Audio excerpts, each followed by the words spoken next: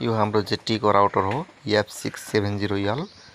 अब यो तपाईको यसको म्याक चेन्ज गर्नु पर्यो, पासवर्ड चेन्ज गर्नु पर्यो, म्याक एड्रेस एड गर्नु पर्यो, यसको कन्फिगर गर्नु पर्यो। कसरी गर्ने त्यो हामी यहाँ यसमा देखाइराछौं, कसरी गर्ने भनेर।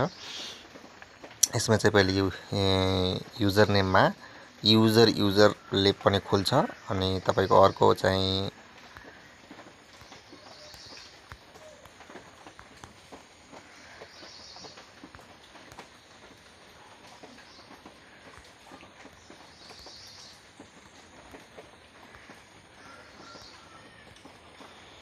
लगइन गर्दिने।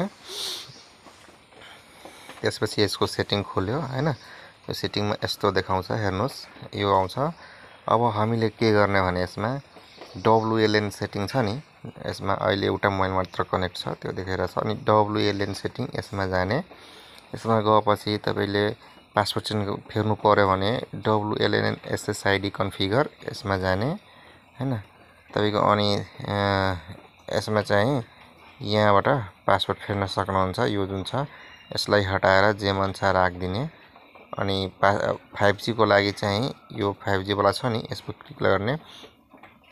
अनि यो नाम चाहिँ यहाँबाट चेन्ज गर्ने। यसमा नाम जे छ त्यो हटाइदिने। अनि त्यसपछि तपाईले पासवर्ड चेन्ज गर्नको लागि यो जुन छ नि यसमा तपाईले यो हटाएर अनि जे मन छ राख्नलाई हैन। जसरी मैले यो हाल्दिए हैन। अनि के गर्दिने, एप्लाई गर्दिने, चेन्ज भइहाल्छ। एप्लाई गर्दाखेरि तपाईले पासवर्ड त्यही भएर राम्ररी हेर्छु। पासवर्डको लागि यसमा, नामको लागि यसमा। नामको लागि जसरी जे राख्नु छ, जेटी को राउटर छ जेटी यो राख्दिए यही आउँछ नाम। जे राखे पनि हुन्छ आफ्नो मनले। त्यसैगरी हजुरले यो राखेर नि एप्लाई गर्दिएपछि चेन्ज हुन्छ। त्यसैगरी यहाँ हेर्नु। अब म्याक एड्रेस लाउनलाई कसरी गर्ने जेटी को राउटरमा हाम्रो इन्टरनेटमा जाने। इन्टरनेटमा गएपछि सेक्युरिटीमा जाने।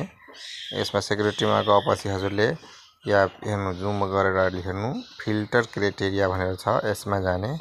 अनि यो जुन छ नि ब्ल्याक लिस्ट, यसलाई चाहिँ व्हाइट लिस्ट गर्ने हैन। अनि तपाईको